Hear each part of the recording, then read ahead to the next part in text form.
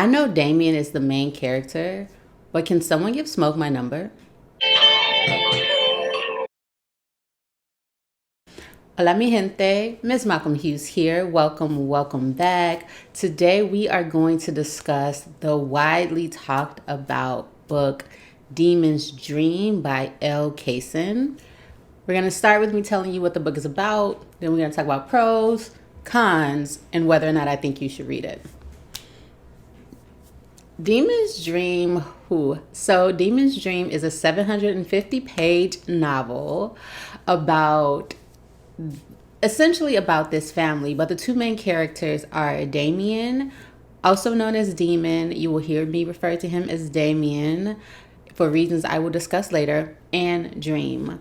So Dream's brother has decided that he wants to marry this drug lord's daughter. And unfortunately, the drug lord had plans for his daughter, and Dream's brother gets in the way of that. So in order to repay this debt that the father now feels that he is owed, Dream has to be with Damien for 30 days. And what that means is she has to give him whatever he wants, whenever he wants it, no questions asked. She's just at his whim for whatever he desires. But the thing is, everyone knows Damien as this like hard cold killer with no remorse about it. And even the first time she meets him, he's covered in blood. But there is like an immediate attraction. He feels drawn to her and she feels the energy as well. So what was supposed to be a 30-day rendezvous becomes something so much more. And that's not spoilers, that's all on the back of the book. Now, though we have these two main characters, we also have their families and the associates of those families. And so it ends up being a much larger web. And even one of the things I know that I like about the book is the fact that we are not limited to the perspectives of Damien and Dream. So now we're going to get into my pros, what I really enjoyed about the book. So I really thought the first chapter was very captivating. We got to know a little bit about Damien, his background, and we know that he's not for play. And we also get a bit of his like moral compass and where he stands. And we also get exposed to his physical description. So we know what his demeanor is right off bat. And that is very enticing. And also just what he stands on, his principles. The fact that we get to know that so early makes all the difference in continuing the story. I also like that the author did a good job of making sure that we continue to learn more about Damon slowly but consistently. So you felt like you were learning enough about this character in order to be intrigued and to propel the story forward. I also like the aspects of foreshadowing. And sometimes for me, short foreshadowing can be a little disappointing because I sometimes feel like it ruins the book, but that didn't happen here. The foreshadowing was just enough so we knew that like Damien might fall in love, but it was also clear that he was someone who wasn't accustomed to it. So whether he fell in love or not, we knew it was going to be a journey and a test to get him there. So Damien has a brother named Dante. And Dante is one of those characters that I did enjoy. Dante is cold-blooded. Dante is a little crazy. But I found myself really liking the character. But I did stop and ponder. I was like, is this because I was raised by men who are all toxic? Probably. But don't get me wrong, I love them, they love me, but they are toxic in their own ways. Toxic masculinity for sure. And I enjoyed the character, but it did cause me to ponder, like, is that why? And the answer was probably yes. So even though Dante is problematic, he's still enjoyable and he still does have good intentions. He's the one whose daughter has been wedded off to Dream's brother. So it's his daughter and he had plans for her. And so he wants revenge. But he's also manipulative in the sense that though he wants revenge for sure, he also wants to see Damien happy, even though Damien doesn't really rock with him. They're brothers, but they didn't grow up together for most of Damien's life. So when Damien finally met him and his dad, he was a teenager and he had had a very tumultuous life before that. And so by that time, like they were trying to make amends and Damien was like, I'm good. He was his own person by then and the trauma had already had its effect. And so Dante really wants them to be close, and Damien's like, no. But it is nice the way that Dante looks out for Damien. Even though initially I did find myself questioning, like, is this authentic? Is he doing this for an ulterior motive? And though he is not from a negative place. He really does want to see his brother happy. Another aspect that I like was just the naming of the characters. I really enjoyed them. Even Damien's last name, Damien Montana. I love like when folks are named after cities or states. I think that's so cool. And so I did like the last name Montana. I felt like it was different, but also called to mind the stoicism of who Damien is. Because when you think of Montana, you think of mountains, you think of like just big sky country, and you think of just like massive amounts of like land. And so in its own way, that's very fitting for Damien's character. I did like Dream. I really liked Dream. Dream was another character who I enjoyed. I found myself, I was like, personally, I'm probably most like Dream, but her sister, Diana, I love too. I will discuss her in a moment. But Dream is very headstrong, Ivy League educated, the fixer in her family who has a plan and is working her plan. So this completely disrupts the plan that she has laid out for her life. But I liked her and Damien. I liked the contention between them. Sometimes Dream was a little naive to what was happening around her.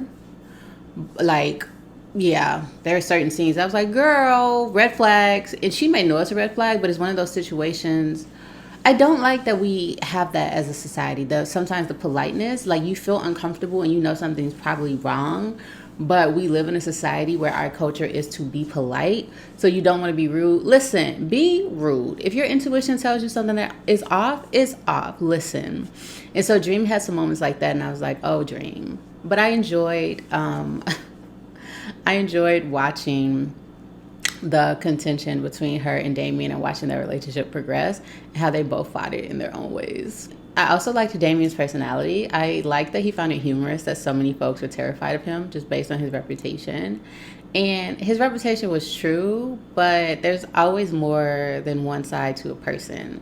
And so I liked watching us get to know him more and learning more about him and his artisticness. And when his little brother comes into the picture, the little brother is also a riot. Oh gosh, he's so funny. He's so reminiscent of his brother, but also like has gone through less trauma. So he's the like better parts of Damien more fully realized.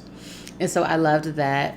Again, love Diana, Dream's sister, a little bit more feisty, you know, even though it's interesting when you juxtapose them, because even though Diana is a little bit more feisty, she's the one who goes along with her father's plan of like, I'm going to marry you off. And Dream's like, I'm going to choose for myself who I marry. You're not going to do that.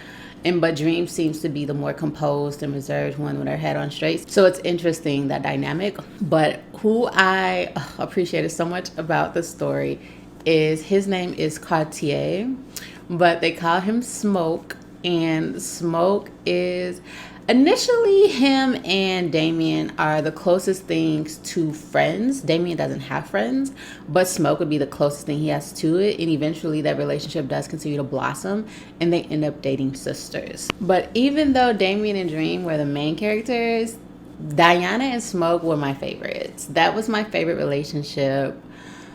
Smoke had his own challenges coming out of a relationship where, you know, his wife died and he never really got over that. He's raising their young daughter, and so he's never opened himself up to love again. So I loved that storyline unraveling. But also Smoke is like a old school gangster, you know, like I like him. I like the way he handles things. I like the way he's also Afro Latino.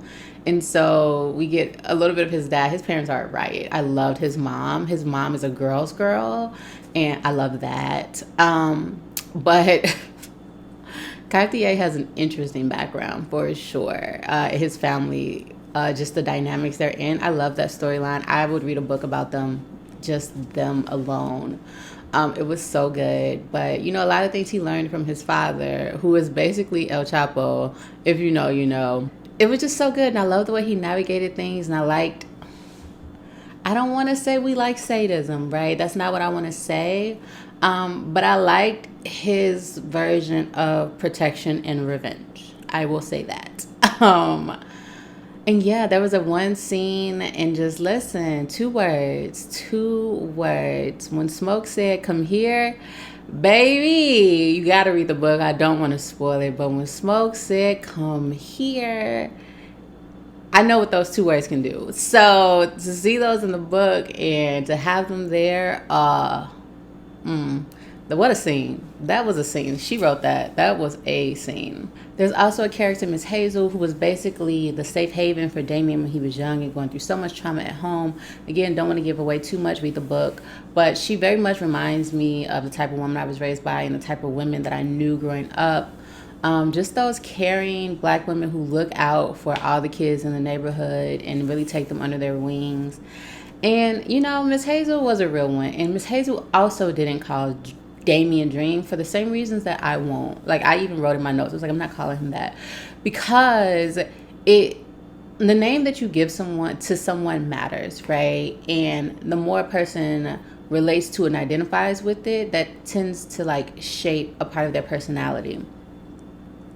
And so he's, again, more than one aspect of himself. He's more than the worst things he's ever done. And he's a human. So before anyone had nicknamed him Demon, he was Damien, a young boy who had been traumatized and abused on multiple levels that influenced him, cutting off his emotions and going cold. But there's still something beneath that. There's a whole person beneath that who wants to flourish and come out. And so, yeah, we're not playing those games. I have in my notes, maybe I'm a little toxic, but we love a possessive mask. And I'm talking about Damien. So I did enjoy Damien. But again, Smoke and Damien are similar in certain ways, but the way they go about things is different. Like, Damien is more hot-headed. Like, he's going to handle it then and there. Even though there is strategy behind it. Smoke, you gonna feel it, right? It's gonna be pain. If you have ever seen the movie In Too Deep, you know LL Cool J's character. I'm specifically thinking about the scene that has disturbed me since childhood, but the pool table scene, like, you're gonna feel the pain before it's over. I enjoyed Smoke, truly. And I like Damien, but, like, Smoke was my type of guy. And so another thing that I liked is that I didn't feel like the trauma was too much. I didn't feel like it was like trauma porn. I didn't feel like it was unnecessarily traumatic for the sake of being traumatic. And so I loved the first 75% of this book. We gonna get into that last quarter. And that's no small thing. 750 pages. Me loving the first 75% is a great thing. The last 25%, though, let's get into my cons. And so, like, some of the, like, threats of domestic violence and what could happen there, was not feeling it. The guy Jordan, who Yana was supposed to marry, was stressing me out. Listen, his abuse when he couldn't be with her and Smoke came, and I don't want to give too much away, but his abuse and the lengths that he goes to once she decides that she is not going to be with him. Oh, I hated this part of the book. And I didn't hate it because it wasn't written in the way at which I wanted it to be. No, I could have gotten over that. Just like the whipping that was happening, and that is giving away a part of it, but I was like, are we in the time of enslavement? I don't know. As a Black person, it's just not, like, some things I'd be wanting to relive. And I just felt like it was too much. I just thought it was unnecessary. We could have figured out something else. I am glad that some other things didn't happen that I was nervous were going to happen. But that kind of really dampened part of that last quarter for me. That's not the only thing, though. I did feel like sometimes, the language was a little basic. Especially going towards the end, I felt like some things got rushed. Yeah. I felt feel like some things got rushed. I enjoyed how everything came full circle and we got to know like what will happen with the characters in the future, and we got to see everything come together. But it just felt like the book could have been longer. And I know saying 750 pages and the book could have been longer, but it could have. Some things could have been more fleshed out. We just jump ahead a lot. And I wanted to see that. So for me, though I was happy and satisfied with the ending, I did want more.